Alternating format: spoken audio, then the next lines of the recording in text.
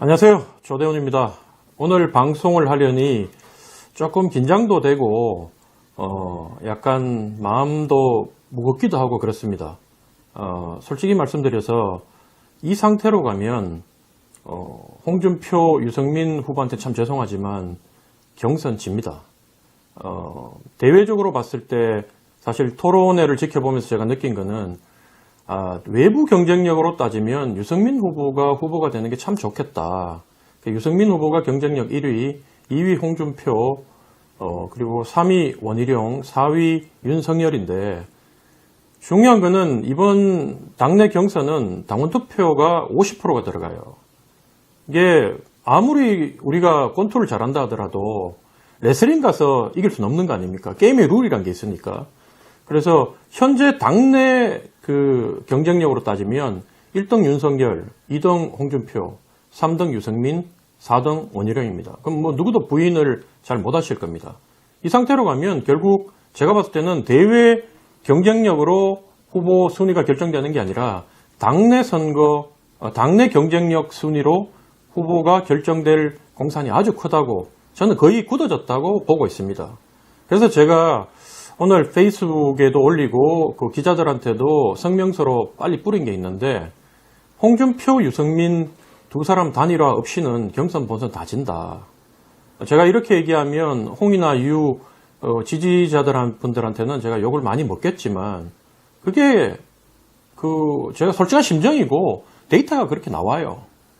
제가 나름 그래도 이 선거판에서 예전에 박근혜 대통령 100만 표 이상 당선된다.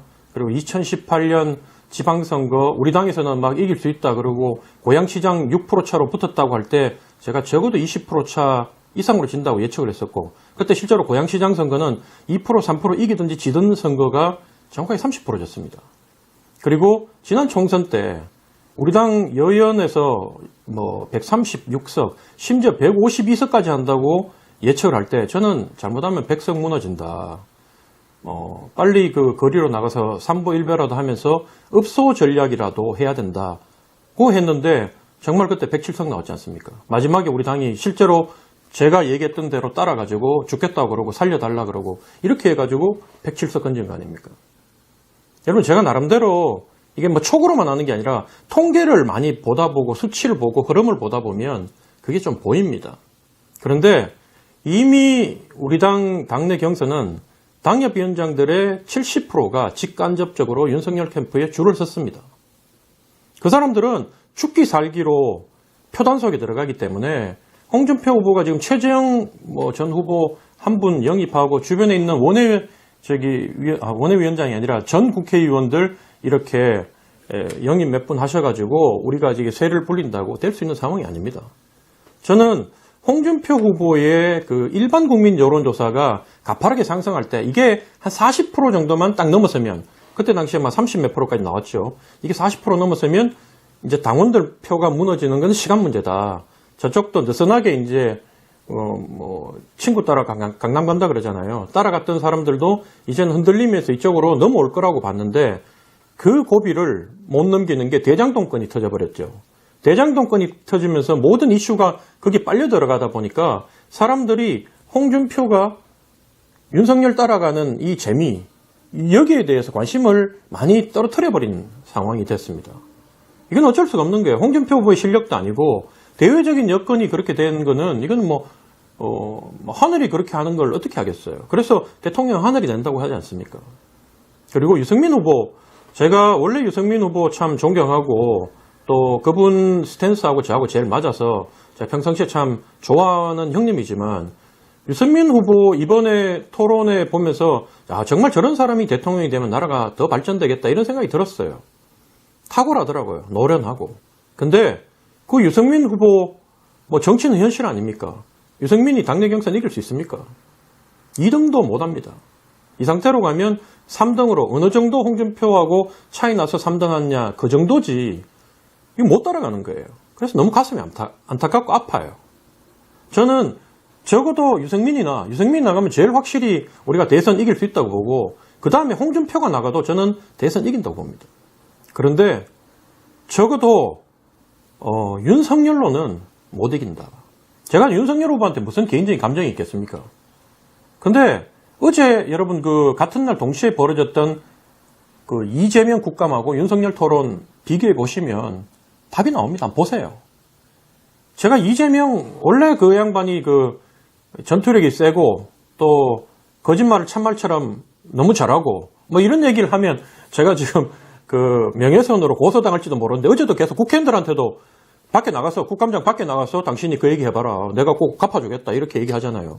그러니까 고소 대마왕이란 말이 그냥 나온 게 아니거든요. 다 고소로 그냥 다 막는 거예요. 그래서 제가 이런 얘기를 함부로 참 하기가 그런데 제가 국회의원도 아니고 근데 그분은 제가 봤을 때는 자기가 잘못한 것도 너무 뻔뻔하게 표정 하나 안 변하고 자기가 더 유리한 쪽으로 업어치기 하는 탁월한 능력이 있는 사람이에요. 대통령은 그런 사람이 되는 건지도 몰라요.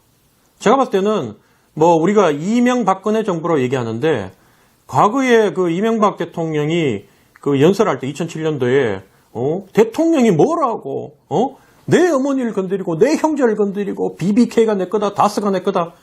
사실은 그때 우리 전략팀에 있으면서 BBK와 다스가 이명박 대통령 거라는 거 많은 사람들이 알고 있었어요. 적어도 저는 의심은 하고 있었어요. 이게 좀 이상하다. 그렇지만 차마 그 얘기를 못했던 거예요. 왜냐하면 그냥 이기는 거니까. 근데 지금 분위기 보면 이재명 보면 이재명박인 것 같아요. 이재명박.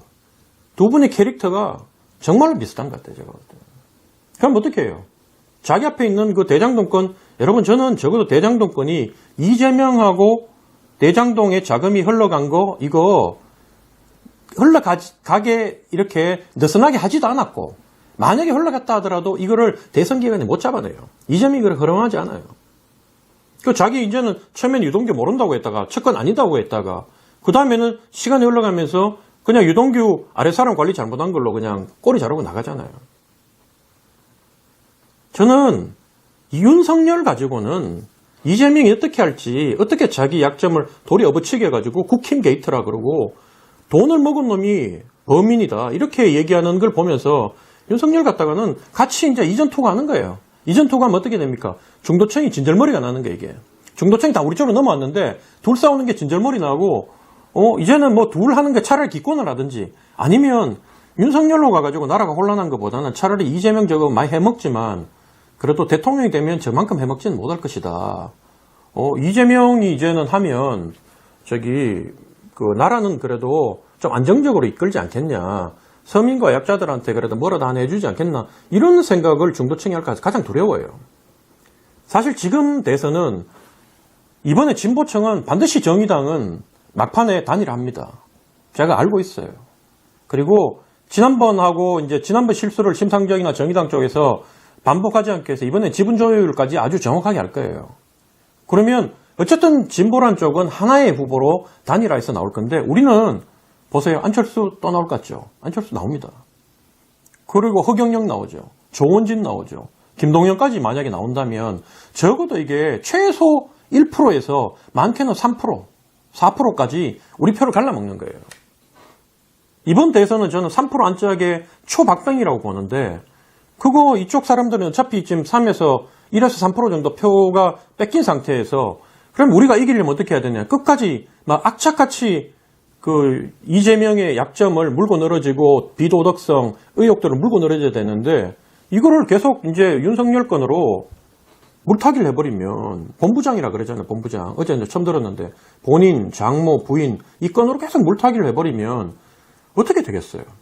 그래서 적어도 제가 봤을 때는 유승민이나 홍준표 후보가 나가야 된다. 근데 현실적으로 우리 당내에서 우리 당원들이 그런 상황을 잘 읽어야 되는데 못 읽어요. 당협위원장들도 그런 걸 잘 못 읽어요. 자기 눈앞에 매몰되면 그게 안 보이거든요. 그러니까 우리 지난번 최고위원 선거 때도 보면 대통령의 박근혜 대통령 오른팔이라고 그 난리치면서 호가호위하던 사람이 또 되잖아요, 이번에. 그리고 그 사람이 지금 최고위원회에 들어가서 하는 행동이 뭡니까? 우리 표 떨어뜨리는 행동만 하지. 또 언론들은 불러가지고 그런 사람들 마이크 줘가면서 우리한테 도움이 안 되는 이런 것들 또 그걸 확대 재생산해가 쓰고 있고. 그 지금 선거 판도가 너무 어려워요. 그래서 제가 내년 대선 전부 다 이긴다고 국민의 뭐 55%가 정권교체 비율이 들어가 있다는데 그 55%에는요 정의당 지지자도 들어가 있어요. 정권교체하는 거. 그리고 저 대한애국당 그 무슨 당입니까 이제 그 당도 들어가 있고 그 김동연 지지자도 들어가 있고 다 들어가 있는 거예요, 여기에. 정작 국민의 힘을 통해서 정권 교체되는 비율, 희망하는 비율 따져보면 얼마 안 돼요. 그거는 민주당 지는 거예요, 이게. 그 현실 냉정히 알아야죠. 그래서 저는 이 모든 난국을 극복하려면 오래전부터 유승민, 홍준표의 단일화가 꼭 필요하다. 또 두 분이 현재는 서로 간에 또 이 정책 대결하는 거 보니까 생각이 많이 다르지 않아요. 충분히 권력을 같이 경영을 하면서 공동정부를 구성해서 국가를 같이 경영할 수 있다. 그런데 2등, 3등을 하면 어떻게 해요? 1등은 대통령, 2등은 국무총리, 3등은 장관 합니까? 안 그렇잖아요. 1등이 다 갖는 거 아닙니까? 그러면 그 지금 어떻게 보면 유승민, 홍준표 쪽에 갔던 캠프에 참여했던 그 뛰어난 분들도 윤석열 그쪽에 잡으면 지금 보면 전부 다 그쪽 있는 멤버 구성들이 제일 찾는 형편이 없다고 보는데 그 사람들이 자기 자리도 부족한데 이 사람들 쓰겠어요? 다 5년 동안 다 이제 아웃사이드 되는 거예요. 너무 아깝잖아요. 저는 정말로 호소드리건데 두 분 빨리 단일하세요.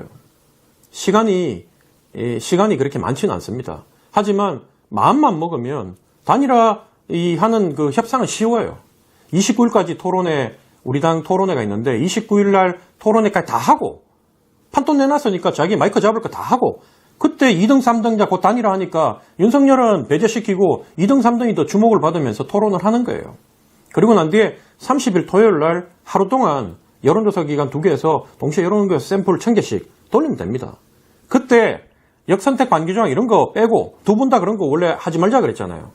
정말 그 완전한 오픈 프라이머리로 여론조사를 밤늦게까지 돌려서 31일 일요일 날 결과 발표하고 둘이 나와가지고 손 붙잡고 한 명 들어주고 또 같이 끌어안고 우리 같은 편이다. 이렇게 원팀으로 11월 1일부터 11월 4일까지 나흘 동안 실시되는 모바일 ARS 투표에 임하면 저는 충분히 이긴다고 봅니다.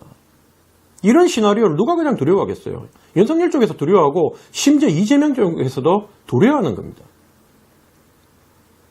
저는 두 분이 지금 그 욕심, 개인적인 생각을 조금만 내려놓고 그 투표하기 하루 이틀 전에 여론조사 돌려가지고 결과를 미리 좀 하루 이틀만 빨리 받는다고 생각하시고 빨리 단일화에 합의하는 게 정말로 이 어려움에 빠져있는 그 나라 그리고 정말 승리를 염원하고 있는 우리 당원들 그 기대에 부응하는 거다. 저는 그렇게 생각합니다. 예, 오늘 제가 좀 무거운 마음으로 얘기를 드렸는데요. 제가 사실은 양쪽 캠프에 가서 실무진들하고도 좀 그 영향력 있는 분들하고 얘기를 했어요. 근데 두 후보의 그 자기 뭐라고 해야 되나? 고집이라면 고집. 또 이 자기 확신이 너무 강하다 보니까 옆에서 말을 못 하더라고요. 그래서 제가 총대를 메고 욕먹을 각오를 하고 오늘 이렇게 합니다. 제 진심이 두 후보님한테 또 두 후보를 모시고 있는 서포트하고 있는 스태프들한테 잘 전달되어서 꼭 쓰레기통에서 우리 장미꽃 한 송이 피우는 그 정치의 묘미를 꼭 보여주셨으면 합니다. 고맙습니다.